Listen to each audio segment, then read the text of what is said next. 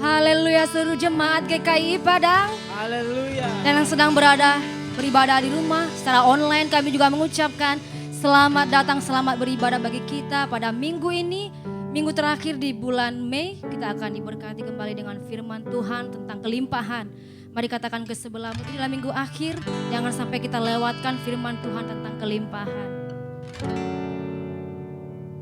Bapak Ibu saudara terkasih, kembali kita mengingatkan bahwa firman Tuhan minggu lalu tentang perkataan dan berkat. Mari kita hendaknya menjaga setiap perkataan agar setiap perkataan kita dapat memberkati orang lain. Terlebih dahulu memberkati kita, karena apa yang keluar dari mulut kita adalah semua berasal dari hati kita. Amin. Dan kita dapat melakukan firman Tuhan ini dalam kehidupan kita sehari-hari. Apapun yang kita alami, yang kita lalui, kita percaya bahwa berkat Tuhan senantiasa melingkupi kehidupan kita, jikalau kita tetap senantiasa juga mengerjakan firman Tuhan ini. Amin. Bapak Ibu saudara terkasih, ini minggu akhir bagi kita bukan berarti firman Tuhan ini berlalu begitu saja, tetapi akan terus dan terus kita kerjakan sehingga rencana Tuhan dapat tergenapi dalam kehidupan kita pribadi lepas pribadi. Amin. Bapak Ibu saudara terkasih, kami juga mengingatkan kita pada minggu depan kita akan memasuki bulan yang baru, yaitu bulan Juni, di mana kita akan melakukan ibadah Pentakosta, yaitu pencurahan Roh Kudus, di mana Yesus telah naik ke surga. Kita telah merayakannya pada hari Kamis yang lalu, dan pada hari Minggu ini kita akan merayakan Pentakosta. Mari kita siapkan hati kita agar Roh Kudus senantiasa tercurah dalam hidup kita, bukan hanya pada hari Pentakosta saja, tapi di tiap-tiap hari kita. Amin. Dan juga pada minggu depan itu kita akan melaksanakan perjamuan kudus. Kita akan satu meja dengan Tuhan Yesus. Mari kita persiapkan hati kita agar perjamuan kudus ini tidak berlalu begitu saja, dengan hati yang percaya, mengampuni, bahkan kita dapat mengingat setiap kebaikan Tuhan. Bapak Ibu saudara terkasih, tetap kita setia dalam mengerjakan doa dan juga puasa kita untuk membela penginjilan gereja kita GKI Padang. Saya percaya ada kurang lebih 2 minggu kita telah melaksanakannya, maka kita harus terus tingkatkan sehingga tujuan kita yaitu tentang penginjilan mulai dari keluarga kita, pada sekeliling kita sampai kepada ujung bumi akan terjadi. Amin. Bapak Ibu saudara terkasih, saya mengajak kita juga untuk bangkit berdiri. Renungan bagi kita pada minggu ini di minggu akhir di bulan Mei.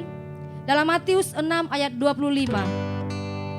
Karena itu aku berkata kepadamu, janganlah khawatir akan hidupmu, akan apa yang hendak kamu makan atau minum. Dan janganlah khawatir pula akan tubuhmu, akan apa yang hendak kamu pakai. Bukankah hidup itu lebih penting daripada makanan dan tubuh itu lebih penting daripada pakaian? Dengan kasih Tuhan kita sama membacakannya. Matius 6 ayat 25. Karena itu aku berkata kepadamu, janganlah khawatir akan hidupmu, akan apa yang hendak kamu makan atau minum. Dan janganlah khawatir pula akan tubuhmu, akan apa yang hendak kamu pakai. Bukankah hidup itu lebih penting daripada makanan dan tubuh itu lebih penting daripada pakaian? Yang percaya mari kita katakan haleluya, amin. Haleluya. Terima kasih Tuhan, kami aminkan firman-Mu Bapa. Kami bersyukur Engkau telah menyertai kami dari awal bulan Mei sampai dengan pada akhir bulan ini. Kami telah mengalami kelimpahan dalam segala hal. Banyak hal yang Tuhan telah perbuat dalam kehidupan kami. Kami mengucap syukur atas setiap hal yang Tuhan telah kerjakan. Ajaib dan luar biasa perbuatan-Mu Tuhan. Terima kasih ya Bapa.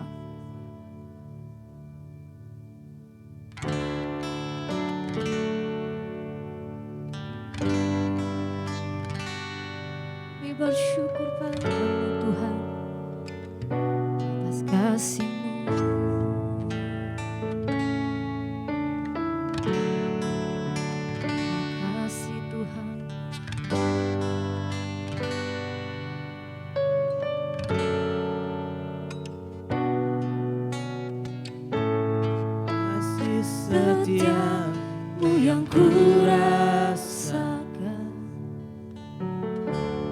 lebih tinggi dari langit biru.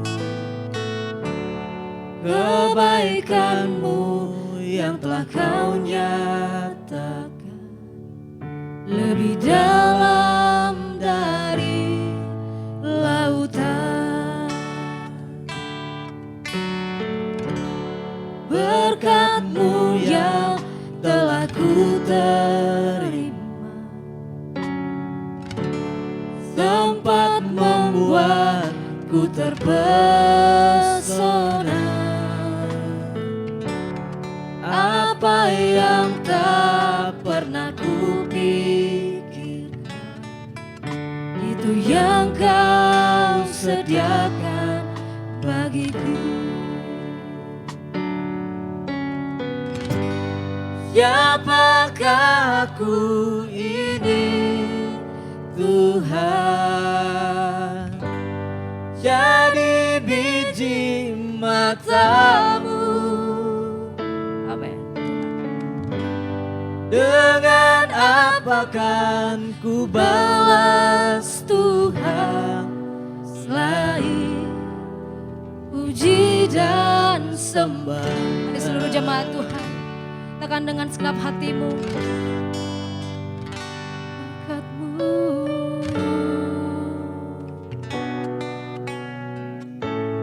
berkat-Mu yang telah ku terima sempat membuatku terpesona. Apa yang tak pernah kupikirkan, itu yang Kau sediakan bagiku. Siapakah aku ini, Tuhan? Jadi biji mata-Mu. Dengan apa kan ku balas Tuhan selain puji dan sembah. Siapakah aku ini? Siapakah aku ini, Tuhan? Jadi biji mata-Mu. Dengan apa kan ku balas Tuhan selain puji dan sembah Kau? Dengan apakah ku balas Tuhan selain puji dan sembah Kau? Selain puji dan sembah Kau. Kasih-Mu Tuhan, kasih-Mu Bapa yang selalu kami ingat dimanapun kami ada. Amin. Sebab kasih-Mu begitu besar dalam kehidupan kami, melimpah, tidak pernah berubah sekalipun keadaan berubah di sekeliling kami. Tetap baik Tuhan.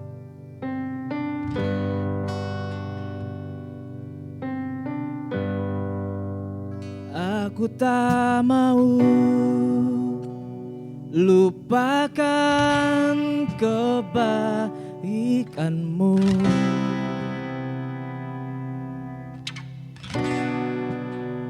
Hal terkecil pun kan ku hargai selalu.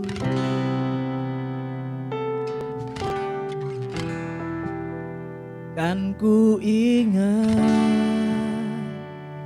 setiap perbuatan-Mu. Kau setia, Kau setia, tak pernah lepaskanku. Kami kami bersyukur padamu. Aku bersyukur buat kasih-Mu. Thank you God. Ku aman dalam genggaman-Mu, di hadirat-Mu ada damai, karena ku ingat kebaikan-Mu padaku.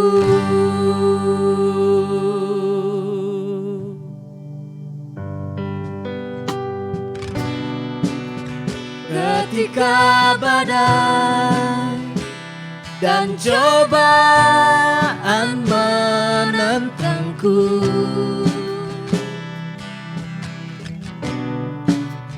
dan memupuskan segala asa di dalamku, kan ku ingat setiap perbuatanmu. Kau Allah yang setia, Kau setia, tak pernah lepaskanku. Aku bersyukur buat kasih-Mu. Ku aman dalam genggaman-Mu, di hadirat-Mu ada damai, karena ku ingat kebaikan-Mu padaku.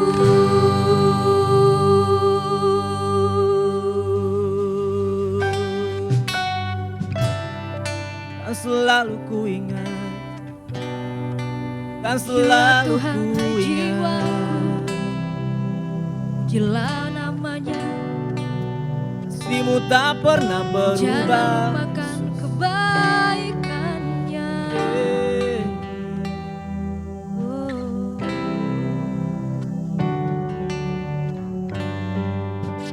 Apa yang telah terjadi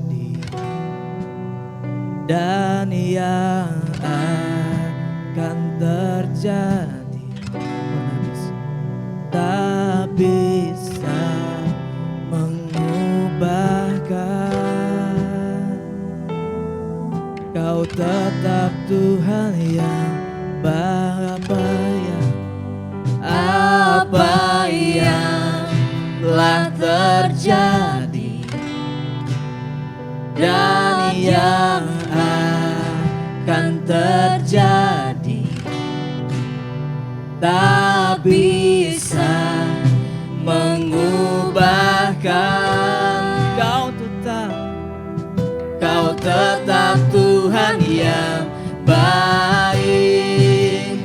Apa yang telah terjadi dan yang akan terjadi tak bisa mengubahkan.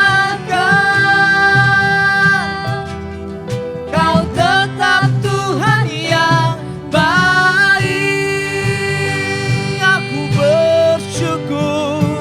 Aku bersyukur buat kasih-Mu. Ku aman dalam genggaman-Mu, di hadirat-Mu ada damai, karena ku ingat kebaikan-Mu. Aku bersyukur buat kasih-Mu.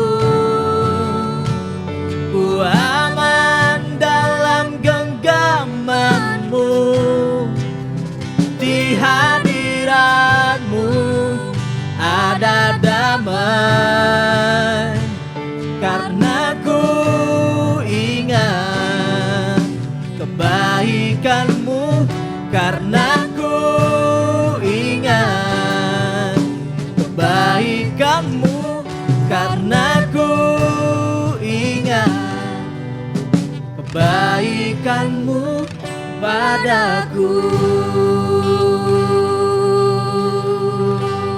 Mari naikkan syukurmu bagi Dia. Mari rasakan kembali segala kebaikan dan kelimpahan yang telah diberikannya dalam hidup kita. Terima kasih Yesus. Tuhan. Kami bersyukur Terima kasih buat Yesus. kasih setiamu dalam kami. Kami Besar bersyukur ya setiamu, Bapa. Tuhan.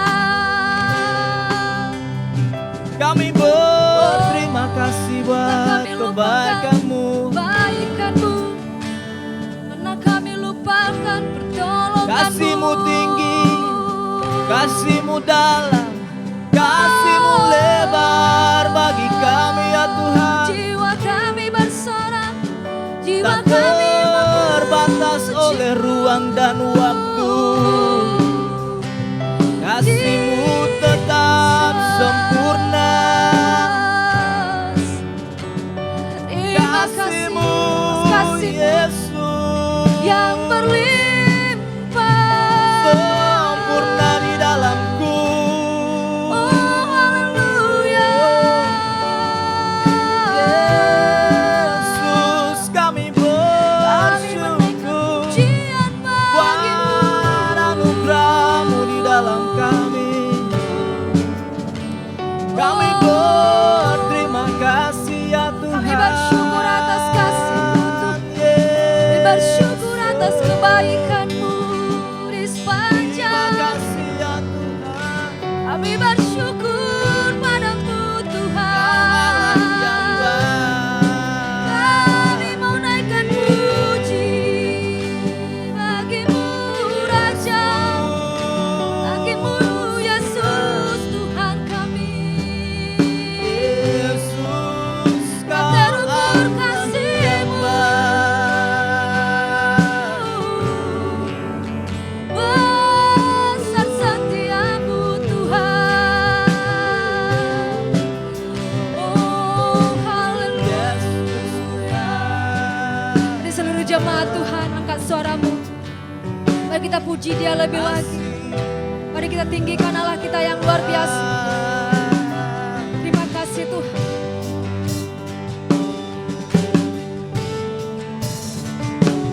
Bagaikan langit yang membentang, begitu luas kasih Tuhan, tiada terhitung pertolongan-Mu dalam hidupku.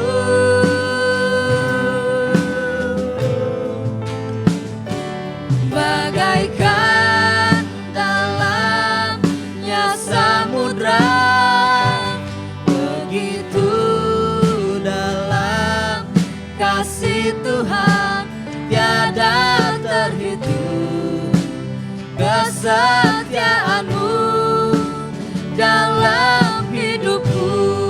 Dan bagaikan langit, bagaikan langit yang membentang, begitu luas kasih Tuhan, tiada terhitung pertolongan-Mu dalam hidupku.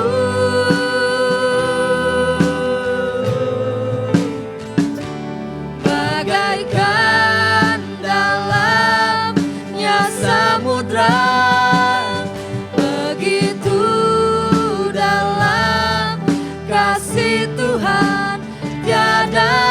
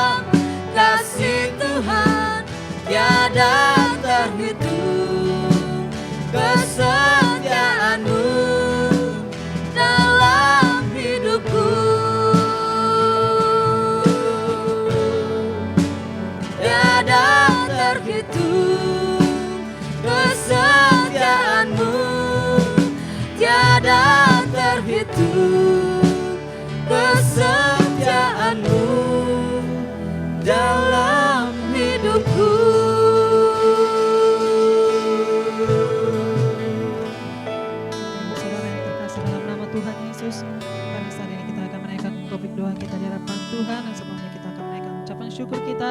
Mari kita satukan hati kita pada saat ini. Segala kemuliaan bagi nama-Mu Tuhan di tempat ini. Kami Tuhan Yesusku menaikkan ucapan syukur kami Bapa yang tiada terhingga, yang telah Kau berikan Tuhan Yesusku di dalam kehidupan kami sepanjang minggu ini Tuhan. Mulai dari pujian kami Tuhan Yesusku, mulai dari Tuhan Yesusku penyembahan kami. Dan pada saat ini Bapa, kami dengan segenap hati kami bersyukur buat kemenangan yang luar biasa yang Kau berikan bagi kami Tuhan. Dalam hal apapun itu ya Bapa, kami dapat menang di dalam segala masalah problema kami ya Bapa. Terima kasih Tuhan, itu semua karena kebaikan yang daripada-Mu. Dan juga Tuhan Yesusku kami bersyukur Bapa, dalam setiap doa-doa yang kami naikkan kepadamu Tuhan Yesusku, banyak jawaban yang kami terima daripadamu Bapa. Bahkan lebih daripada apa yang kami minta daripadamu itu telah Kau sediakan bagi kami Tuhan. Terima kasih ya Bapa, karena kami punya Allah yang ajaib, karena kami pula punya Allah yang baik Tuhan Yesusku di dalam kehidupan kami. Inilah Bapa yang kami naikkan kepadamu. Segala kebaikan-kebaikan-Mu Bapa tidak dapat kami Tuhan Yesusku lupakan Tuhan di dalam kehidupan kami ya Bapa. Terpujilah nama-Mu. Dan pada saat ini ya Tuhan, kami juga menaikkan Tuhan Yesusku doa kami kepadamu. Biar kami sebagai umat-Mu pada saat ini Tuhan Yesusku memiliki hati sebagai hamba di dalam Engkau Tuhan. Tetaplah kami memiliki persekutuan di dalam Engkau. Tetaplah kami memiliki doa di dalam setiap hari-harinya kami ya Bapa. Agar kami Tuhan memulai hari kami Tuhan Yesusku, karena kami tahu lewat doa kami Bapa maka Engkau bekerja. Lewat Tuhan Yesusku seruan hati kami Tuhan, Engkau ada bersama dengan kami. Sehingga apapun Tuhan Yesusku rintangan yang kami hadapi, apakah itu ujian, apakah itu cobaan Tuhan, dapat kami Tuhan Yesus menyelesaikannya bersama-sama dengan Engkau. Kami tidak mudah untuk digoyahkan Bapa. Kami tidak mudah Tuhan Yesus untuk mendengarkan perkataan-perkataan dunia ini. Kami tidak mudah Tuhan Yesus untuk ditakut-takuti Tuhan akan hal-hal Tuhan Yesus yang akan menjanggal di dalam kehidupan kami. Melainkan kami memiliki iman yang sempurna bersama dengan Engkau Tuhan. Di saat kami memiliki hati yang takut akan Engkau, maka kami akan memiliki kekuatan yang baru Tuhan. Di saat kami berserah hanya kepadamu saja Bapa, maka kami akan memiliki Tuhan Yesus pegangan hidup Tuhan. Karena di saat bersama-sama dengan Engkau Bapa, kami adalah orang-orang yang menang. Kami adalah orang-orang yang bersuka cita. Kami adalah orang-orang yang penuh kasih Tuhan. Kami adalah orang-orang Tuhan Yesusku yang haleluya Bapa dapat menyelesaikan setiap hal-hal problema yang ada di dalam kehidupan kami Tuhan. Kami percaya Bapa, kuat kami, kekuatan kami Tuhan Yesusku, kepintaran kami, apapun Tuhan Yesusku pengetahuan kami Bapa, itu bukanlah Tuhan Yesusku suatu hal yang dapat kami banggakan Tuhan Yesusku di dalam kehidupan kami. Tetapi hanya firman-Mu itu saja Tuhan Yesusku yang kami dapat banggakan. Hanya firman-Mu Tuhan Yesusku itu yang dapat kami nyatakan Bapa. Jikalau Engkau melakukan kasih bagi kami, dan kami pun harus melakukan kasih di dalam kehidupan kami, bagi sesama kami, bagi keluarga kami Bapa. Dan jikalau kami tahu itu akan dosa Bapa, kami dapat Tuhan Yesusku meninggalkannya. Karena kami adalah anak-anak terang-Mu Tuhan. Kami tidak ingin mempermalukan firman-Mu di dalam kehidupan kami, tapi kami pegang senantiasa Tuhan akan hal-hal Bapa yang baik yang telah Kau berikan, yang telah Kau firmankan di dalam kehidupan kami. Dan jikalau ada kekacauan di sekeliling kami Bapa, kami dapat tetap Tuhan Yesus memiliki kekuatan yaitu berdoa. Kami selalu meninggikan Engkau, mengucapkan selalu Tuhan Yesus kemenangan-kemenangan yang telah Kau berikan bagi kami ya Bapa. Inilah doa kami di hadapan-Mu pada saat ini. Dan di dalam nama Yesus kami hancurkan segala pekerjaan-Mu iblis, menghalang-halangi perbuatan-perbuatan Tuhan nyata di dalam kehidupan kami. Tinggalkan di dalam nama Yesus. Tidak mau berdoa, tidak mau memuji Tuhan, pikiran-pikiran di luar daripada kebenaran firman Tuhan. Di dalam nama Yesus serangan-serangan balik tinggalkan kehidupan kami. Roh kesombongan, roh kekacauan juga tinggalkan kami di dalam nama Yesus. Demi nama Yesus mengandalkan diri sendiri, tidak akan percaya kepada kebenaran firman Tuhan. Tinggalkan kehidupan kami di dalam nama Yesus. Roh kutuk dosa, roh kematian juga tinggalkan kami di dalam nama Yesus. Penghalang berkat yang daripada Tuhan, tinggalkan kehidupan kami pada saat ini. Tinggalkan kehidupan anak-anak kami, tinggalkan kehidupan keluarga-keluarga kami di dalam nama Yesus. Demi nama Yesus hanya Engkau lah pegangan hidup kami Tuhan. Engkau lah yang akan menyatakan segala sesuatunya tepat pada waktunya di dalam kehidupan kami. Terpujilah Engkau Tuhan. Mari sama-sama kita berkata, Amin.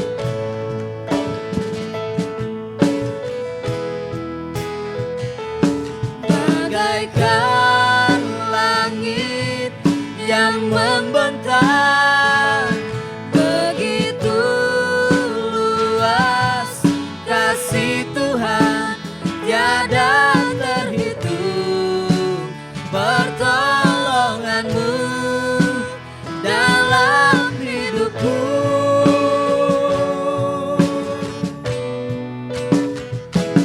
Bagaikan dalamnya samudra, begitu dalam kasih Tuhan, tiada terhitung kesetiaan-Mu dalam hidupku.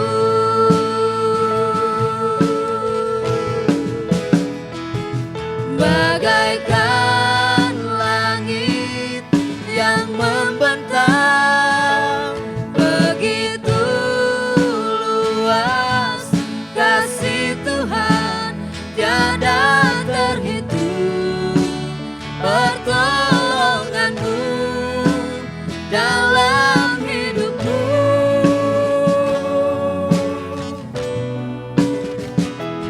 Bagaikan dalamnya samudra, begitu dalam kasih Tuhan, tiada terhitung kesetiaan-Mu dalam hidupku. Bagaikan langit,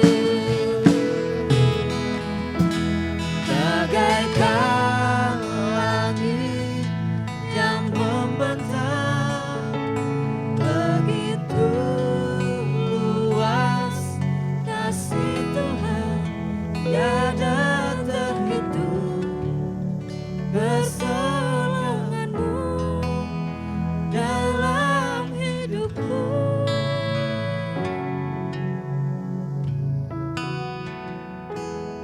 Bagaikan dalamnya samudra, begitu dalam kasih Tuhan, tiada terhitung kesetiaan-Mu dalam hidupku.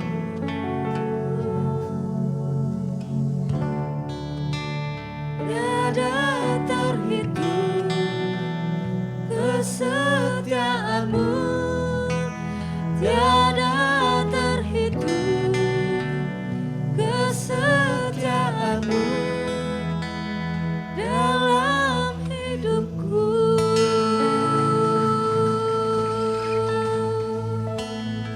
Terima kasih Tuhan. Terima kasih Tuhan untuk kasih-Mu. Terima kasih Tuhan untuk kesetiaan-Mu. Terima kasih untuk kebaikan-Mu yang begitu nyata di dalam kehidupan kami. Kami puji, kami sembah Engkau Tuhan. Sebab apa yang kami terima dan bagaimana kondisi kami pada hari ini, semuanya tidak ada di luar daripada rencana Tuhan. Engkau melihat, Engkau memperhatikan. Engkau tidak pernah tutup mata akan kehidupan kami. Amin. Oleh sebab itu kami bersyukur dan berterima kasih kepadamu. Karena perbuatan-Mu yang hebat dan ajaib di dalam kehidupan kami semua.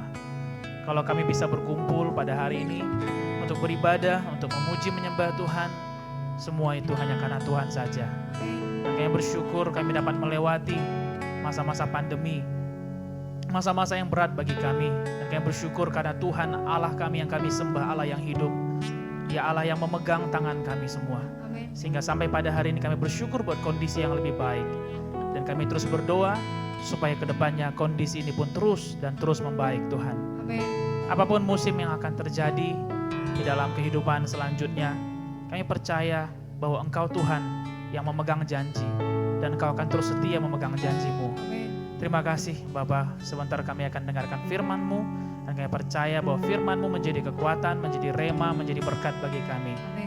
Dan kami percaya bahwa firman Tuhan memberikan pewahyuan, memberikan pengertian yang lebih dalam, sehingga kami tidak pulang dengan cara yang sama, tetapi pulang dengan cara hidup yang lebih baik, Amin. cara hidup yang lebih bernilai, Amin. dengan wawasan, dengan pikiran yang lebih baik daripada sebelumnya. Mari berkaryalah Roh Kudus. Ada batasan bagi saya untuk menyampaikan, tetapi ada kuasa yang lebih daripada yang bisa kami pikirkan. Itu kuasa yang daripada Roh Kudus saja. Amin. Dan kuasa itu yang membukakan, yang memberikan pengertian, sehingga memampukan kami menerima firman Tuhan. Amin. Terima kasih Tuhan, kami bersyukur, kami dengarkan firman Tuhan bersama-sama. Dan semua yang percaya berkata, amin, amin, amin. Silakan duduk Bapak Ibu jemaat Tuhan yang terkasih.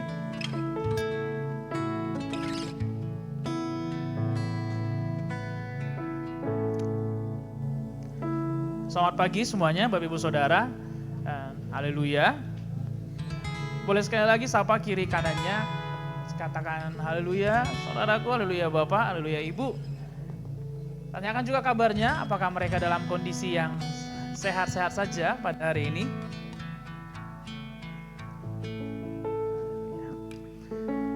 Ini adalah minggu yang terakhir di bulan Mei, ini minggu yang kelima, di mana pada bulan ini kita belajar satu tema, yaitu kelimpahan. Dan kurang lebih ada 4 kali kita sudah bahas, dan ada 1 kali juga ada ibadah kenaikan Tuhan Yesus, kita belajar firman Tuhan. Saya pribadi percaya Bapak Ibu Saudara bahwa apa yang kita terima selama kurang lebih 4 minggu ini, memberikan kita pengertian yang baru, memberikan kita pengertian yang dalam, mengenai apa itu kelimpahan. Dan tidak hanya itu,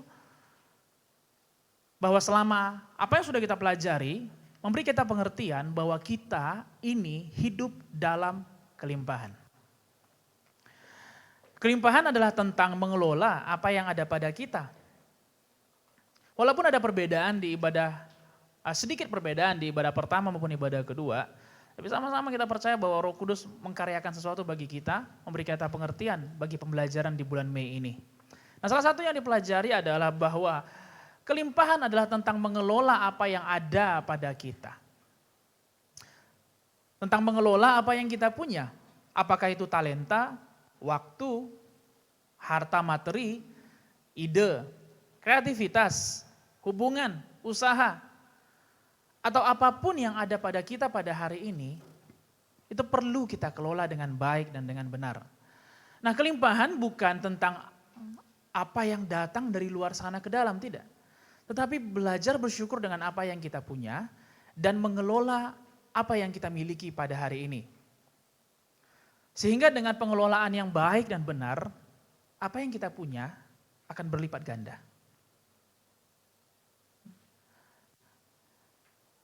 Biarlah melalui pembelajaran selama 4 minggu ini Bapak Ibu Saudara, memberikan kita pengertian bahwa kelimpahan itu bukan mujizat. It is not a miracle.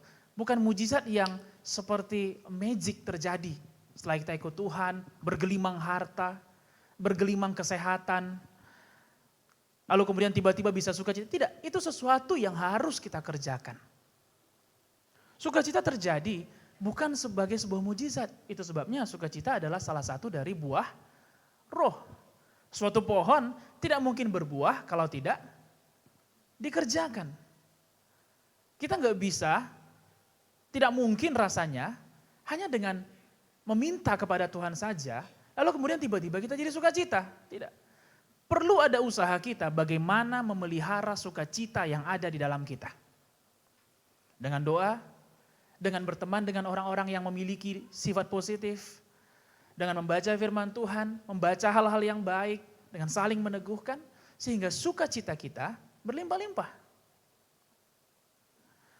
Selama masa pandemi yang kita lewati pada beberapa waktu yang lalu, tidak mudah bagi kita menemukan alasan untuk bersukacita, bukan?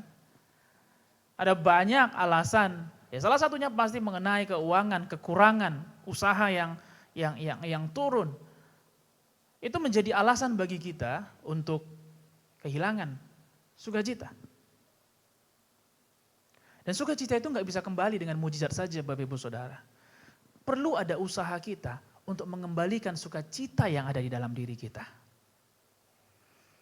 Demikian juga kesehatan. Benar sekali bahwa Yesus telah mati di kayu salib menebus dosa kita, dan oleh bilur-bilurnya kita telah menjadi sembuh. Namun bukan berarti kita tidak perlu menjaga makanan kita. Kita tidak perlu berolahraga, beraktivitas, menjaga tidur kita, menjaga stres kita, menjaga sikap emosional kita. Kita nggak bisa berdoa, berikan tensi yang baik Tuhan. Tapi setiap hari bisa dihitung, lebih dari 3 kali makan sehari kita marah-marah. Loh, malam hari kita berdoa, Tuhan dalam nama Yesus segala roh hipertensi, penyakit kronik mematikan. Ya besoknya marah lagi. Lalu malamnya kita berdoa lagi. Segala pembuluh darah yang pecah, membengkakkan pembuluh darah, doanya tajam sekali. Tapi tanpa ada pengelolaan yang baik, nggak mungkin kita tetap dalam kondisi yang sehat. Amin. Seperti dalam musim pandemi juga, di mana kita bersyukur kita bisa melewati dengan baik. Ada mereka yang tidak bisa melewatinya. Nah semua ini pun karena kebaikan Tuhan. Selain daripada mujizat dan kebaikan Tuhan, juga kita perlu usaha. Kita perlu menjaga saat kita berada di tempat yang ramai, padat orang. Karena bagaimanapun kita harus bekerja, bukan? Kita harus mengusahakan kehidupan kita. Oleh sebab itu, bagaimana cara kita mengelola hidup ini ketika kita berada di lingkungan yang lebih ramai? Memakai masker, menjaga daya tahan tubuh kita, menggunakan vitamin bila perlu, dan segera berobat bila kita sakit. Itu adalah cara kita mengelola dengan baik dan benar apa yang kita punya pada hari ini. Dari pengelolaan yang baik dan benar, dari situ datangnya kelimpahan. Amin. Nah saya berharap juga apa yang kita pelajari, baik di ibadah pertama maupun di ibadah kedua, memberi kita pengertian bahwa kelimpahan tidak hanya sesempit bicara mengenai harta. Tidak hanya sesempit bicara mengenai uang. Tidak. Melimpah, dalam bahasa Inggris abundant, meluap. Melimpah, artinya melimpah dari luar ke dalam atau dari dalam keluar? Dari dalam keluar. Sama-sama katakan kiri kanannya, dari dalam keluar. Bapak, Ibu, Saudara. Ya. Kalau kita bilang matikan keran itu karena airnya sudah melimpah, maka itu artinya dari dalam bak melimpah keluar bak mandi. Bukan dari luar bak mandi melimpah ke dalam, itu namanya merembes. Yang namanya melimpah itu artinya dari dalam meluap keluar, tumpah keluar. Jadi kalau kita jadikan pengertian kelimpahan hanya sekedar senilai materi, senilai uang, maka kita nggak bisa mengalami kelimpahan. Karena uang nggak bisa kita masukkan ke dalam kehidupan kita. Kelimpahan adalah apa yang meluap, penuh di dalam hati kita dan meluap keluar. Dan kalau kita berbicara kelimpahan, itu artinya ada sesuatu yang tidak bisa ditahan. Melimpah artinya ada sesuatu yang tidak bisa ditahan. Kalau ada sungai yang meluap, apakah ada orang yang bisa menahannya? Dia akan membanjiri sekitarnya. Bahkan saking hebatnya luapan itu bisa menyebabkan kerusakan yang parah. Pertanyaannya, apa yang meluap dari dalam kehidupan kita? Yang akan dinikmati oleh orang-orang di sekeliling kita? Apakah manusia lama kita yang mau keluar? Ego kita, emosi kita, arogansi kita, kebohongan kita, apakah itu yang mau keluar? Sehingga kita bilang, udah lama ya ku tahan ini ya. Udah lama ku tahan. Oke, sekali 2 kali kau buat gak masalah. Ini udah 10 kali. Ku hitung-hitung dari tahun 2010 udah banyak ini kamu buat. Udah gak bisa lagi ku tahan. Apakah itu yang namanya kelimpahan di dalam kehidupan orang Kristen? Ataukah justru dari dalam diri kita mengalir buah roh, dan buah itu tidak bisa kita nikmati sendiri, saking banyaknya buahnya. Sehingga orang lain bisa menikmati kasih, sukacita, damai sejahtera, kelemah lembutan, penguasaan diri yang meluap keluar dari diri kita. Amin, Bapak Ibu Saudara yang terkasih. Apabila kita memilih pada bulan ini, apa yang akan keluar dari kehidupan kita? Apa yang akan meluap keluar ke dalam keluarga kita, apa yang akan meluap keluar ke dalam komunitas di mana kita ada, ke dalam gereja kita, ke dalam cell group 4D di mana kita ada, ke dalam tempat kita bekerja, apa yang akan meluap keluar sehingga mereka bisa melihat bahwa Yesus benar-benar ada di dalam kita. Nah, selama pembelajaran 4 minggu ini, pada akhir bulan ini saya akan membahas ada 3 poin utama yang bisa menjadi kesimpulan daripada tema kelimpahan yang kita pelajari. Yang pertama ada 3 poin penting yang bisa saya bagikan pada hari ini. Yang pertama bahwa Allah adalah sumber kelimpahan yang sesungguhnya. Yohanes 10 ayat 10. Ini ayat renungan kita pada minggu yang pertama. Pencuri datang hanya untuk mencuri dan membunuh dan membinasakan. Aku datang supaya mereka mempunyai hidup dan mempunyainya dalam segala kelimpahan. Yesus membandingkan pada ayat ini dirinya dengan sebuah pekerjaan, yaitu mencuri atau pencuri. Yesus membandingkan dirinya dengan pencuri. Dia tidak bandingkan dirinya dengan pendosa, dia tidak bandingkan pekerjaannya dengan orang bersalah lainnya, tetapi Yesus membandingkan dirinya dengan pencuri. Tentu ada alasan kenapa dia membandingkan pekerjaannya sendiri dengan pekerjaan seorang pencuri. Mencuri itu adalah sebuah mentalitas, Bapak Ibu Saudara. Mencuri bukan karena kekurangan. Mungkin kita sering mendengar, kenapa kamu mencuri? Iya, karena saya lagi butuh, karena saya lagi perlu. Tidak. Dia bisa mencuri karena sudah terbiasa mencuri. Karena orang kalau nggak biasa mencuri, deg-degannya setengah mati. Iya nggak? Jangankan mencuri uang, mencuri makanan saudara kita di kulkas aja deg-degan setengah mati. Apalagi kalau saudara kita ini pemarahnya melebihi apapun di dunia ini. Pasti. Ketika kita akan mencuri, Tuhan jamah Tuhan saudara saya. Pasti ada banyak doa yang diucapkan. Kita ingin coklatnya, kita ingin makanannya. Tapi bagi orang yang sudah terbiasa mencuri, apapun dia akan curi. Apa yang bisa dia curi. Karena mencuri bukan sebuah pekerjaan dadakan. Mencuri adalah sebuah mentalitas yang dibangun. Suatu habit, suatu kebiasaan yang dibangun. Orang tidak akan mau mencuri kalau dia tidak terbiasa mencuri. Yesus datang memberikan kita hidup dan memberikan itu dalam kelimpahan supaya kita tidak lagi mencuri. Yesus berikan hidup dan hidup yang dia berikan bukan hidup paketan kosong Bapak Ibu Saudara. Hanya dia berikan hidup lalu tidak ada apa-apa di dalam hidup itu, tidak. Yesus berikan hidup dan di dalam hidup yang dia berikan ada kelimpahan di dalamnya, ada abundance di dalamnya. Supaya apa? Supaya kita yang dulunya sibuk mencuri, kita menikmati kelimpahan dan berhenti mencuri. Mencuri secara harafiah, literally mencuri, mungkin tidak ada lagi yang melakukannya di sini. Tetapi ada banyak hal lainnya selain daripada uang yang bisa kita curi. Maleakhi 3 berbicara mengenai perpuluhan Bapak Ibu Saudara. Maleakhi 3 ayat 10 berkata, bawalah ke dalam rumahku persembahan perpuluhan. Dan ujilah aku Tuhan semesta alam, apakah aku tidak membukakan bagimu tingkap-tingkap di langit. 1/10 dari apa yang kita terima adalah milik Tuhan. 9/10 yang kita punya, itu pun milik Tuhan. Cara berpikirnya bukan 1/10 milik Tuhan, 9/10-nya milik kita. Karena kalau itu yang kita pikirkan, maka kita akan pikir seperti ini, ada satu bagian yang saya berikan sama Tuhan. Nah, 1/10 dari itu kita kembalikan sama Tuhan, 9/10 dari itu Tuhan titipkan kepada kita untuk kita kelola dengan baik dan benar.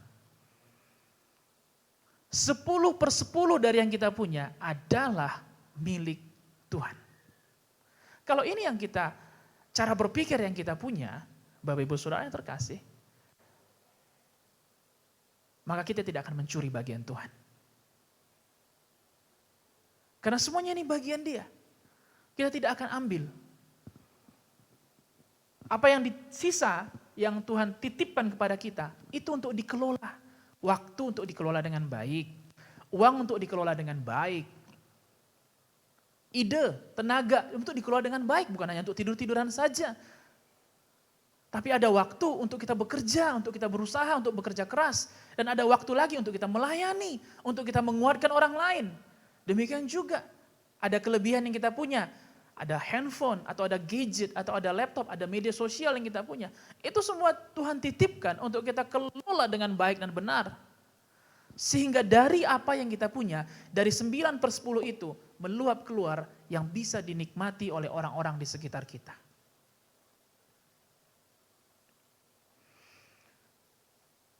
Oleh sebab itu Yesus datang memberikan hidup yang penuh dengan kelimpahan. Supaya kita umatnya tidak lagi mencuri. Apakah dari Dia ataukah dari manusia lainnya. Nah, Yesus adalah sumber kelimpahan itu sesungguhnya. Yeremia 17 ayat 13.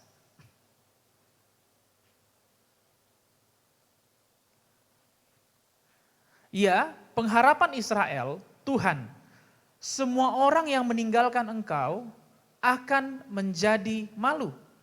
Orang-orang yang menyimpang daripadamu akan dilenyapkan di negeri, sebab mereka telah meninggalkan sumber air yang hidup, yakni Tuhan.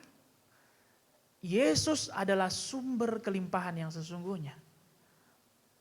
Nah, sumber itu harus berada di dalam kita, supaya dia bisa meluap keluar. Kalau sumber itu ada di dalam kita, bagaimana mungkin kita mengalami kekeringan? Berapa waktu yang lalu saya mencontohkan sebuah ilustrasi di ibadah kedua. Jadi ada 1 minggu di bulan ini, air PDAM mati di daerah kami, di daerah rumah. Daerah Marapalam, Sutomo dan sekitarnya. Dan ini yang terlama, yaitu kurang lebih sekitar 3 malam mati airnya. Dan kami terlambat mengetahui pengumuman bahwa air itu akan mati, sehingga kami lupa untuk menampung cadangan air. Sedangkan di rumah itu ada 5 orang dan ada 3 peliharaan kami ya yang harus dibersihkan juga. Belum lagi cuci piring, pel, dan yang lain sebagainya. Ya kalau untuk minum ada air mineral ya, Bapak-Ibu Saudara. Nah, ketika hal itu terjadi di rumah, kami menjadi, kalau ada yang mandi nih ya. Jadi kalau lantai 2 itu, sisi rumah sebelah kanan, itu saya buat memiliki pompa pendorong. Sedangkan sisi rumah sebelah kiri tidak memiliki pompa pendorong. Jadi kalau ada yang mandi di kamar pribadi masing-masing, pompa pendorongnya bunyi. Nah, karena kami tahu air mati, ketika pompa pendorong bunyi, jangan langsung siapa yang mandi. Siapa yang mandi tuh? Siapa yang mandi? Di kamar Ripka yang mandi. Coba bilang sama kakakmu. Kak, air mati, jangan pakai banyak-banyak air.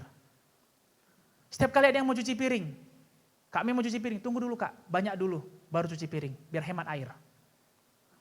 Dan ketika kan cuci piring pun, ibu pun turun tangan, katakan, biar mama aja yang cuci piring. Mama lebih hemat air daripada kalian dalam cuci piring. Karena air sedikit, dan sumbernya mati. Sehingga kami takut. Takut bagaimana kalau malam-malam harus membuang yang perlu dibuang. Dan tidak ada air untuk menyiramnya. Itu sebuah masalah, itu trouble malam-malam Bapak Ibu Saudara. Ada rasa was-was dalam diri kami. Nah kemudian ada pengumuman bahwa tangki air akan datang, mobil tangki air akan datang. Wah kami sibuk siapin ember, siapin drum. Kami siapin, kabarnya sekitar jam 5 sore, kami siap. Dan kami buat sebanyak-banyaknya ember kami buat. Sebanyak-banyaknya. Apa yang terjadi? Kami menjadi tamak, menjadi rakus. Seolah-olah kalau tangki itu kemari, tangki itu punya kami aja, gak usah ke yang lain. Dan apa yang terjadi? Sampai jam 9 malam tangki itu gak datang-datang. Gak tahu siapa yang mau dimarahi kan? Nah, nggak ada nomor tangkinya, kecuali ada nomor teleponnya, kita bisa telepon dan bilang kenapa Anda tidak datang. Akhirnya ember itu tetap kosong dari jam 5 sampai jam 9. Dan kemudian apa yang terjadi lagi setelah itu? Bagaimanapun harus bertahan kan. Ya mandi bisa saja pergi ke gereja atau ke toko, ke Rapa dan kemudian mandi di sana bisa saja. Tetapi untuk persiapan pada sore malam hari, nah tentu harus ada. Akhirnya sibuk membeli air mineral, air isi ulang. Berubah fungsi air isi ulang.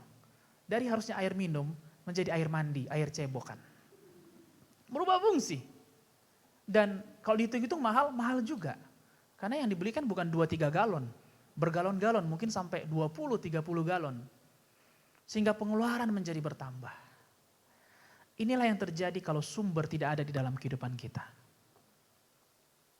Ada 3 dampak yang akan terjadi. Yang pertama, kita akan menjadi pribadi yang selalu hidup dalam ketakutan. Bagaimana kalau saya beri? Pasti yang ada ini kekurangan. Bagaimana kalau saya kasih, kalau saya bagi?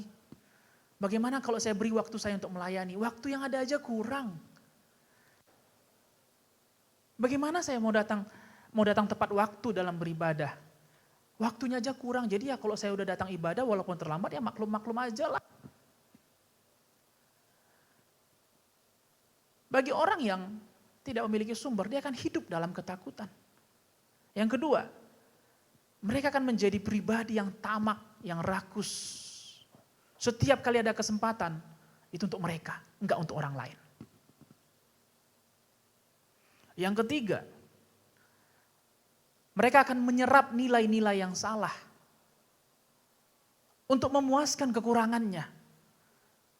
Karena di dalam dirinya, di dalam hatinya tidak ada sumber yang mengalir sehingga terus mengalami kekeringan. Mungkin di luarnya dia seolah-olah punya baju yang baru, kendaraan yang baik, dia seolah-olah punya uang yang melimpah, tabungan yang cukup, deposito yang cukup.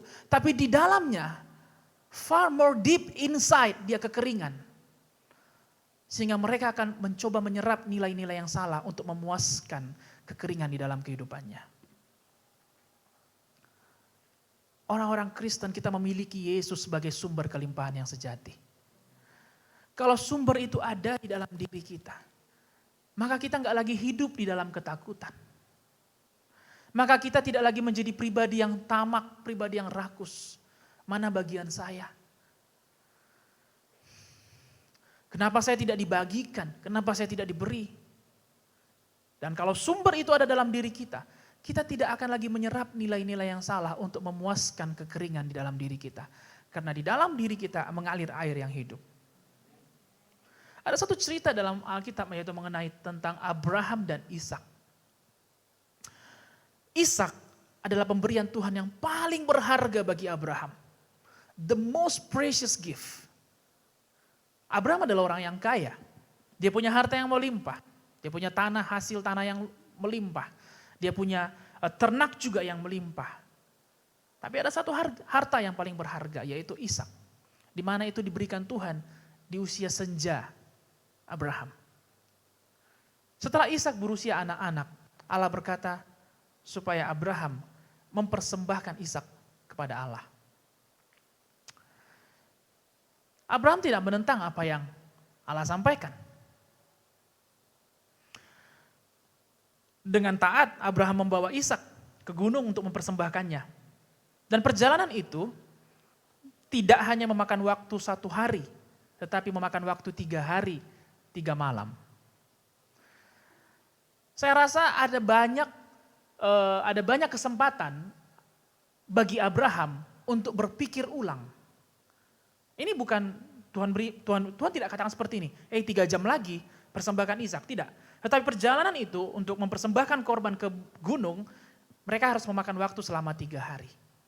Artinya ada 3 kali 24 jam, Abraham bisa berpikir ulang, kayaknya ada yang salah nih. Kok Tuhan sudah kasih, lalu Tuhan ambil. Hari pertama mungkin dia masih yakin, tapi hari kedua, tentu dia mulai berpikir, mungkin ada yang salah, kenapa Ishak, kenapa Tuhan gak suruh saya bawa 100 ekor domba, saya pasti akan berikan, Abraham katakan. Hari ketiga, Dan bahkan hari ketiga Alkitab berkata dalam Kejadian 22, mereka masih belum sampai di puncak. Jadi ketika sudah hampir di puncak, Abraham meninggalkan hambanya, bujangnya, dan mereka berjalan berdua. Abraham berjalan dengan korban yang akan dia bunuh. Which is itu adalah anaknya sendiri. Dan Abraham punya banyak sekali pertanyaan yang bisa dia tanyakan di hari ketiga itu. Kenapa Ishak Tuhan?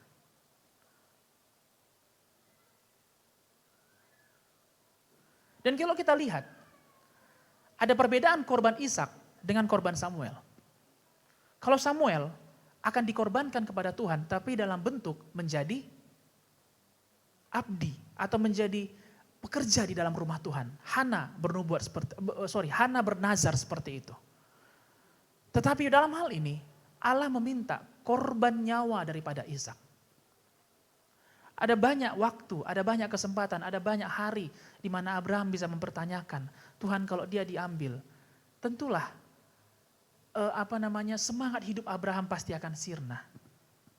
Karena itu yang dia nantikan, kurang lebih 100 tahun itu yang dia nantikan.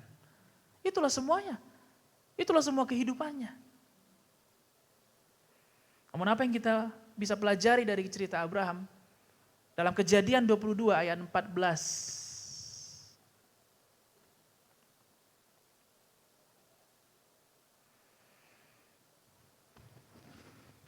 Abraham tidak berhenti membawa Ishak sampai ke puncak gunung itu. Dan ketika di puncak gunung itu, Allah melihat besarnya iman Abraham. Iman akan apa? Iman bahwa Allah adalah sumber dari segalanya. Kalau Allah yang memberi, dia yang mengambil, dia pasti memberikan gantinya. Kejadian 22 ayat 14, dan Abraham menamai tempat itu, Tuhan menyediakan. Sebab itu sampai sekarang dikatakan orang, di atas gunung Tuhan akan disediakan. Abraham dengan besarnya imannya membawa Ishak. Hartanya yang paling berharga, 10/10 dari kehidupannya. Bukan 1/10 Bapak Ibu Saudara. 10/10 dari kehidupannya. Dia tahu kalau benar Ishak dipersembahkan, maka dia akan hidup dalam kekurangan. Pasti. Dia akan kurang sukacita, dia akan kurang damai sejahtera, dia akan kekurangan. Dia yakin itu. Tapi dia tahu, Allah adalah sumber segalanya. Itu yang tercantum dalam Kejadian 22 ayat 14. Di puncak gunung itu, Abraham menemukan bahwa Allah yang dia sembah adalah Jehovah Jireh. Bahwa Allah yang dia sembah adalah Allah yang menyediakan. Allah yang kita sembah bukan Allah yang mengambil, yang mencuri daripada kita, Bapak Ibu Saudara. Berhentilah berpikir seperti itu. Seolah-olah apa yang kita berikan kepada Tuhan, apa yang kita berikan kepada pelayanan, itu karena Tuhan mau ambil dari kita. Berhentilah berpikir bahwa Allah itu butuh sesuatu dari kita. Saya mau katakan bahwa Allah tidak butuh sesuatu apapun dari kita. Tidak.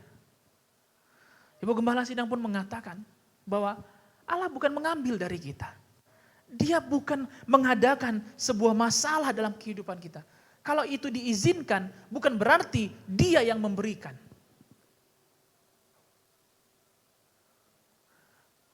Allah yang kita sembah adalah Allah Jehovah Jireh. Allah yang menyediakan dan bukan Allah yang mencuri. Ada amin? Amin. Itu sebabnya perjalanan Abraham adalah perjalanan iman. Dan apa yang kita hidupi pada hari ini pun perjalanan iman Bapak Ibu Saudara. Perjalanan iman bukan untuk bersedih, perjalanan iman bukan untuk menyesali apa yang terjadi, tidak. Tetapi perjalanan iman untuk membuktikan bahwa Allah yang kita sembah adalah Allah yang menyediakan. Tetapi kondisi ini atau pribadi Allah sebagai Jehovah Jireh hanya akan kita alami kalau kita tidak berhenti berjalan dalam iman kita. But when we stop, ketika kita berhenti berjalan dalam iman kita, maka kita tidak akan lagi bisa menikmati Jehovah Jireh sebagai pribadi Allah. Kita percaya ke depannya, bulan-bulan yang akan datang, musim-musim yang akan datang, kita akan melihat bahwa Allah yang kita sembah adalah Allah yang menyediakan. Poin yang kedua yang kita pelajari dalam kelimpahan adalah bahwa kelimpahan tidak dapat dipisahkan dari membagi. Boleh katakan kiri kanannya membagi. Kita lihat dalam Lukas 12 ayat 20 sampai 21 tentang perumpamaan seorang kaya yang sedang panen hasil tanahnya. Dia panen begitu banyak sampai-sampai lumbungnya yang ada melimpah. Namun apa yang dia kerjakan? Dia punya dua pilihan. Hasil yang melimpah itu mau dia simpan lagi atau mau dia bagikan. Namun lihat apa yang dia pilih, ayat 20 sampai 21 dari Lukas 12. Tetapi firman Allah kepadanya, "Hai engkau orang bodoh, pada malam ini juga jiwamu akan diambil daripadamu. Dan apa yang telah kau sediakan, untuk siapakah itu nanti? Demikianlah jadinya dengan orang yang mengumpulkan harta bagi dirinya sendiri, jikalau ia tidak kaya di hadapan Allah." Sempitnya pengertian kelimpahan yang hanya berfokus pada harta saja. Cara berpikir yang sesempit ini akan menghalangi kita untuk berbagi kepada orang lain. Akan menghalangi kita. Pemuda ini, orang kaya ini memiliki pilihan. Lumbungnya ini sudah penuh. Artinya cadangan bagi dia sudah cukup. Dia punya pilihan. Saya mau buat lumbung yang lebih besar atau mau saya bagikan. Sayang sekali. Dia memilih untuk membuat lumbung yang lebih besar. Karena dia bilang, ini belum cukup. Saya mau lebih lagi. Dia menjadi pribadi yang greedy, yang rakus. Kemudian dia buat lumbung yang lebih besar, lalu dia berkata, "Hai jiwaku, saat ini ada padamu berlimpah makanan dan minuman. Beristirahatlah dan tenanglah, dan bersenang-senanglah," katanya. Dia menjadi salah.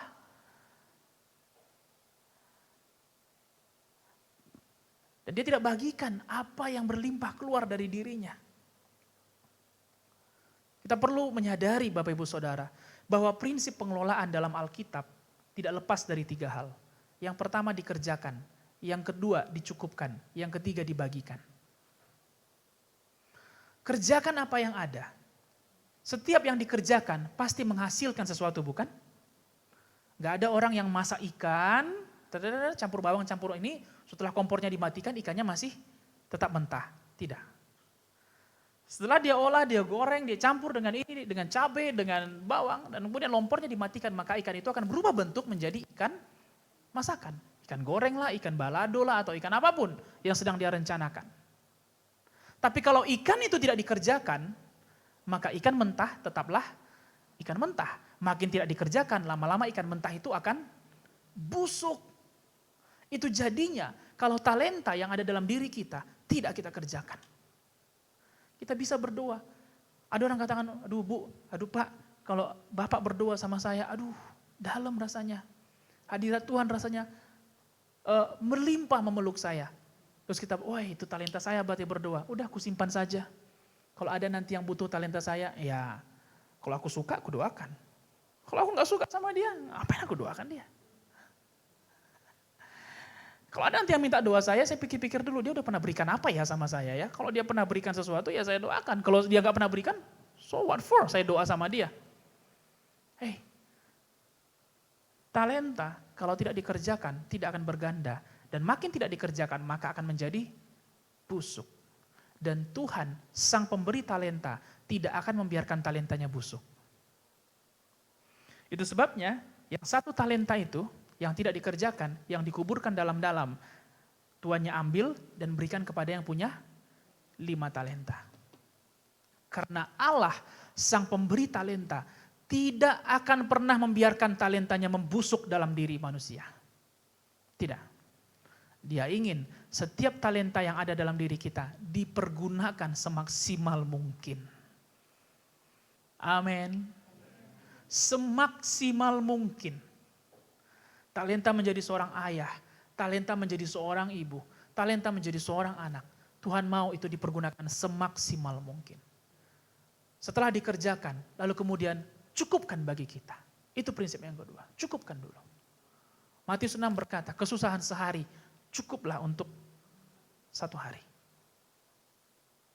Cukupkan untuk kita. Setelah dicukupkan, tentu ada sisanya. Ya kan? Tentu ada sisanya. Yang sisanya ini pun bukan untuk disimpan Bapak Ibu Saudara. Sisanya ini untuk dibagikan. Sama-sama katakan dibagikan. Sekali lagi sama-sama katakan dibagikan. Amin. Waktu, ide, hubungan, usaha, talenta. Kalau itu dikerjakan maka pasti akan berbuah. Dan kalau tidak dikerjakan semuanya akan menjadi kesia-siaan belaka. Dan kalau ketika hal itu dikerjakan maka hal itu akan berbuah dan buahnya itu adalah untuk dibagikan. Sulit bagi kita untuk mengerti dan mengalami kelimpahan kalau kita tidak siap untuk berbagi. Amin. Sulit bagi kita untuk mengalami yang namanya kelimpahan kalau kita tidak mau berbagi. Karena pasti, for sure Bapak Ibu Saudara, Allah tidak akan memberikan kelimpahan bagi orang yang hanya menyimpan bagi dirinya sendiri. Tidak akan, pasti tidak. Beberapa dari Bapak Ibu Saudara tahu pasti, jemaat lama di gereja ini, bahwa saya pribadi, saya tidak punya talenta dalam bermain musik. Berapa kali les, ya tidur di les, pulang dalam kondisi tidur. Tiba-tiba hari itu di les, tiba-tiba pulang dalam kondisi tidur. Udah di rumah aja.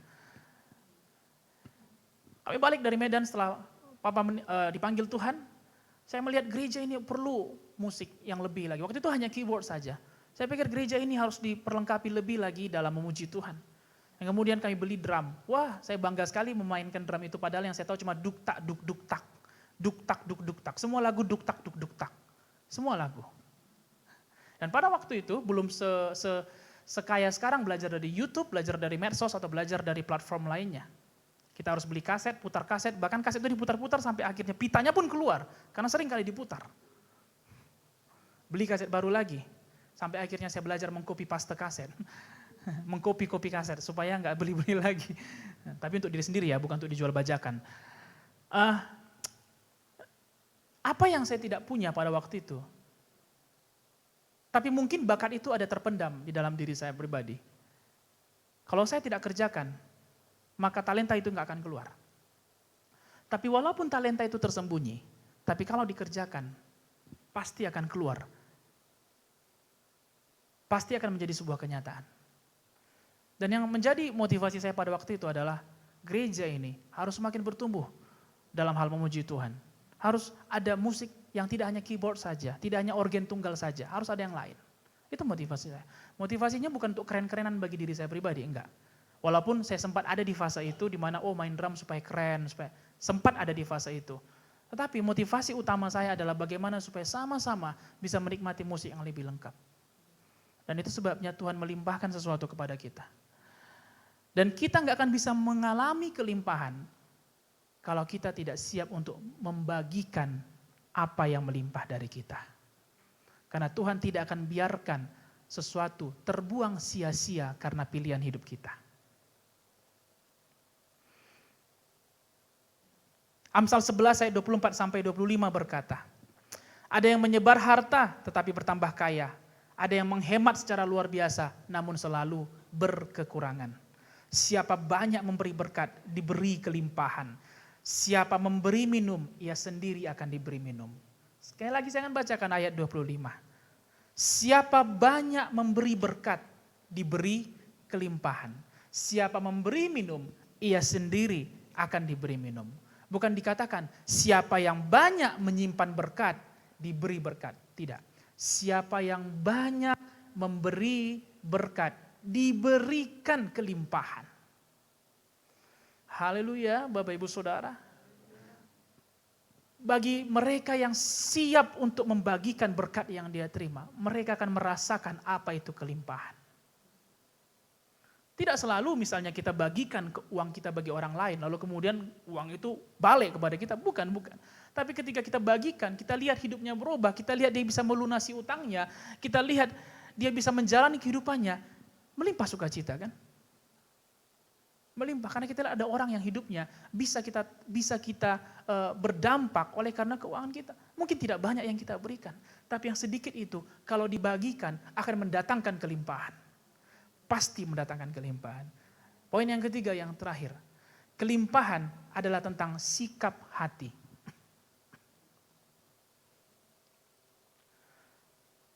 Marilah kita berhenti berpikir bahwa kelimpahan adalah hanya tentang hasil akhir dari sebuah taburan. Lalu kita katakan, oh tuainya berlimpah-limpah ya, oh ya pantaslah dia hidupnya diberkati. Dia melayani Tuhan, dia ini. Kelimpahan bukan hanya tentang ujung dari sebuah cerita. Kita belajar hal ini dari janda di Sarfat. 1 Raja-Raja 17 ayat 11 sampai 16. Saya akan bacakan. Ketika perempuan itu pergi mengambilnya, ia berseru lagi. Pada waktu itu janda ini sedang mengambil air. Cobalah ambil juga bagiku sepotong roti. Perempuan itu menjawab, demi Tuhan Allahmu yang hidup, sesungguhnya tidak ada roti padaku. Sedikit pun, kecuali segenggam tepung dalam tempayan dan sedikit minyak dalam buli-buli. Dan sekarang aku sedang mengumpulkan 2-3 potong kayu api, kemudian aku mau pulang dan mengolahnya bagiku dan bagi anakku, dan setelah kami memakannya maka kami akan mati. Tetapi Elia berkata kepadanya, janganlah takut, pulanglah, buatlah seperti yang kau katakan, tetapi buatlah lebih dahulu bagiku sepotong roti bundar kecil daripadanya dan bawalah kepadaku. Kemudian barulah kau buat bagimu dan bagi anakmu. Sering kali yang kita lihat sebuah kelimpahan adalah ayat 14 sampai ayat 16. Ayat 16 berkata seperti ini. Saya buat dulu ayat 15. Lalu pergilah perempuan itu dan berbuat seperti yang dikatakan Elia. Maka perempuan itu dan dia serta anak perempuan itu mendapat makan beberapa waktu lamanya. Tepung dalam tempayan itu tidak habis dan minyak dalam buli-buli itu tidak berkurang seperti firman Tuhan yang diucapkannya dengan perantaraan Elia. Benar bahwa ini adalah hasil daripada sebuah kelimpahan. Tepungnya nggak habis-habis, minyaknya tidak habis-habis. Benar sekali Bapak Ibu Saudara. Tetapi kelimpahan bukan hanya tentang itu saja. Kita lihat apa yang dilakukan oleh janda Sarfat ini. Pada waktu itu orang-orang di Sarfat sedang dalam kondisi kelaparan. Musim kemarau yang panjang, tanah tidak menghasilkan. Tentu saja orang-orang pada musim itu lebih banyak menyimpan atau lebih banyak membagi pastinya? Menyimpan, karena musimnya sedang buruk. Pasti mereka menyimpan Bapak Ibu Saudara. Gak ada orang yang mau bagi pada waktu itu. Lucunya Elia datang kepada janda di Sarfat. Kenapa dia gak datang kepada orang kaya di Sarfat? Setiap ayat firman Tuhan tentu tidak ada terjadi secara kebetulan. Bahkan janda ini pun, dia udah janda, dia tidak punya suami, artinya tidak punya kepala keluarga. Mungkin pun kalau ini bukan musim kemarau, dia pun sebenarnya kekurangan juga. Tambah lagi ini musim kemarau, musim paceklik. Udah kurang makin kurang. Dan dia punya planning, saya mau kumpulkan 2-3 potong kayu api, saya akan bakar ini tepung, dan inilah terakhir yang kami punya, and after this, kami mati. Lalu Elia datang. Kalau berikan air ya oke. Air. Pemberian yang biasa. Tapi kemudian Elia meminta bagi sedikit. Buatlah bagiku sepotong bundar roti. Bagilah sedikit. Janda itu berkata, yang samaku pun gak cukup. Yang samaku gak cukup. Mungkin kita ada yang berpikir seperti ini juga dalam kehidupan ini. Sehingga setiap kali kita datang ke gereja, yang kita cari adalah kelimpahan. Kita cari adalah kelimpahan. Kelimpahan itu dalam diri kita Bapak Ibu Saudara. Dari janda ini kita akan belajar. Dia katakan, roti ini pun gak cukup om. Tapi Elia katakan, oke, lakukan apa yang akan kau lakukan, tetapi buat dahulu bagiku. Dalam hal ini kita belajar. Di dalam kekurangan itu Bapak Ibu Saudara, dahulukan Tuhan dulu. Buat dahulu milik Tuhan. Maka 9/10 itu Tuhan yang tanggung jawab. Mungkin roti itu hanya kecil, ya mungkin just like maybe sebesar satu selebar masker ini. Dan untuk mencukupi kebutuhan 24 jam pun tidak cukup bagi dia dan bagi anaknya. Tapi itu yang terakhir. Itu yang terakhir.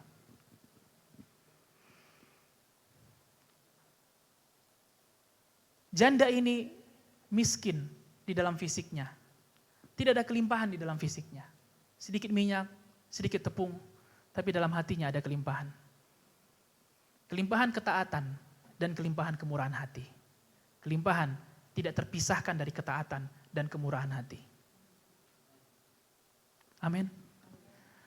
Sehingga dia berikan sedikit, dari yang selebar masker ini dia berikan sedikit bagi Elia. Dan karena yang sedikit itu ada ketaatan dan kemurahan hati, sisanya bukan dia yang tanggung jawab, tapi Tuhan sendiri yang tanggung jawab. Jangan karena kekurangan yang kita alami, jangan karena penderitaan yang kita alami, kita menjadi pribadi yang pelit dan kikirnya setengah mati. Mungkin uang tidak bisa kita bagikan, tapi bukan berarti ide nggak bisa kita bagikan, tenaga tidak bisa kita bagikan, waktu tidak bisa kita bagikan, doa tidak bisa kita bagikan, iman, pengharapan, kasih, itu semua bisa dibagikan Bapak Ibu Saudara. Kita tidak mengamenkan kemiskinan, tapi walaupun kita berada di dalam fase itu, biarlah gereja ini kaya akan iman, kasih, dan pengharapan. Sebagaimana jemaat di Makedonia yang dikatakan dalam kitab 2 Korintus 8 ayat 1 sampai 5. Mereka ayat 2 berkata, selagi dicobai dengan berat dalam berbagai penderitaan, sukacita mereka meluap dan meskipun mereka sangat miskin, namun mereka kaya dalam kemurahan. Kondisi fisik jemaat Makedonia sedang ada dalam penderitaan dan kemiskinan. Itu fisiknya, itu luarnya, itu circumstancesnya. Namun dalam kondisi di dalam hati mereka, mereka kaya akan sukacita dan kemurahan hati. Saya mau undang teman-teman yang melayan untuk maju ke depan. Sebelum kita bersyukur bagi firman Tuhan ini. Kita tidak bisa mencegah kekurangan untuk terjadi. Kita nggak bisa mencegah adanya musim yang kurang terjadi dalam kehidupan kita dan kehidupan kita selanjutnya. Tetapi apa yang ada dalam hati kita bisa kontrol. Seperti jemaat Makedonia. Situasi luar mereka, penderitaan, kemiskinan yang sedang mereka alami. Tidak bisa mereka kontrol. Tapi hati mereka bisa mereka kontrol. Hati mereka melimpah sukacita. Hati mereka melimpah dengan kemurahan hati. Penderitaan dan kemiskinan tidak bisa menghalangi kita untuk mengalami kelimpahan. Karena kelimpahan bukan bicara tentang di luar kita, tapi berbicara mengenai apa yang ada di dalam hati kita yang meluap keluar.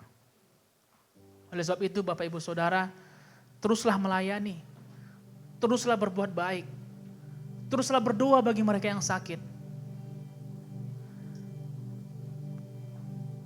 Teruslah memberi, teruslah menghasilkan karya-karya yang baik, teruslah bekerja dengan baik, teruslah berkati pemimpin, bos, majikan di mana kita ada. Teruslah ramah, teruslah berbagi senyum. Teruslah menguatkan satu dengan yang lain. Teruslah berfungsi sebagai ayah, sebagai ibu, sebagai anak. Teruslah menyebarkan nilai-nilai yang positif. Teruslah memberi dampak positif di mana kita ada. Teruslah merawat yang sakit. Teruslah.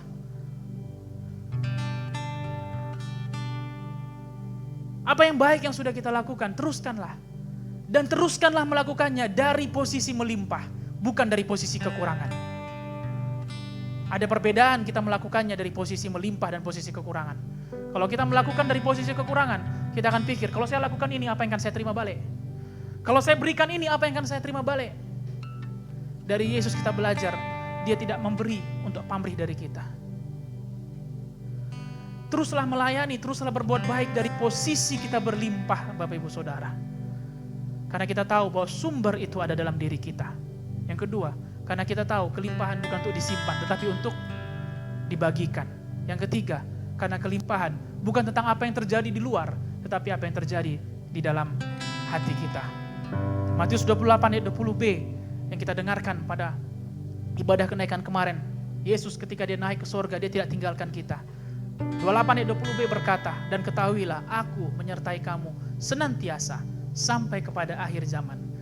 Dan saya percaya selama kita berjalan beserta Tuhan, kita akan melihat penyertaannya. Bahwa dia adalah Allah Jehovah Jireh, Allah yang mencukupi. Tuhan Yesus memberkati. Mari kita bangkit berdiri, Bapak Ibu Saudara.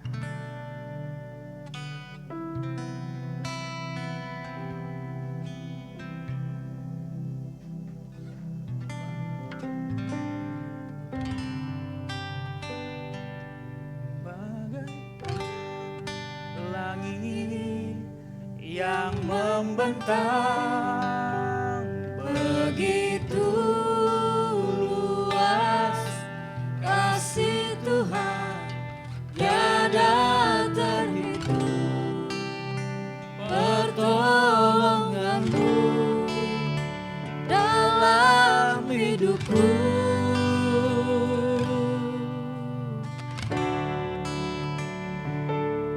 Bagaikan dalamnya samudra, begitu dalam kasih Tuhan tiada terhitung, kesetiaanmu dalam hidupku.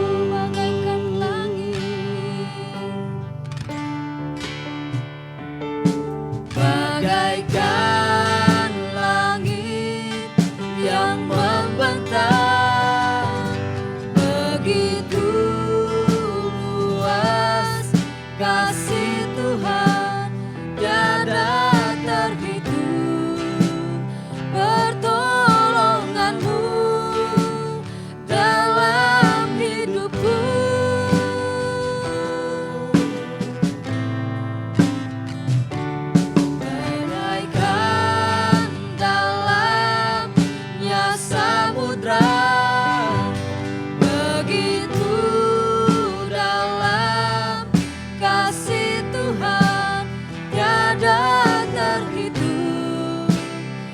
Kesetiaanmu dalam hidupku tiada terhitung, tiada terhitung, kesetiaanmu dalam hidupku.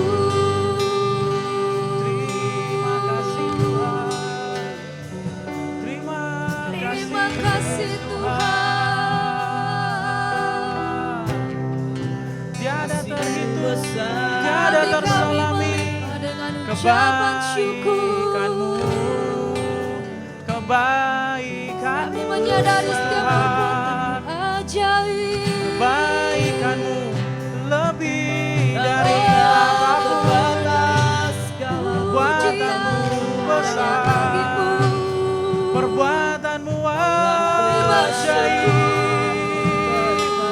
Kami sembah Kau, kami tinggikan, kami muliakan. perbuatanmu. Kau berlimpah, Engkau sumber, Ikuti kami Engkau sumber, Engkau pengharapan kami. Kami tidak takut, kami tidak Berlimpah gentar, kasih-Mu. kami tidak panik, sebab Engkau beserta, sebab Engkau memegang teguh, Kasih-Mu. sebab Engkau memegang teguh janji-Mu, sebab Engkau memegang teguh tangan kami. Engkau pemilik, Engkau pemilik, Engkau pemilik hidup kami. Haleluya. Kami bersyukur Tuhan, besar, besar, besar kasih, besar kasih-Mu, besar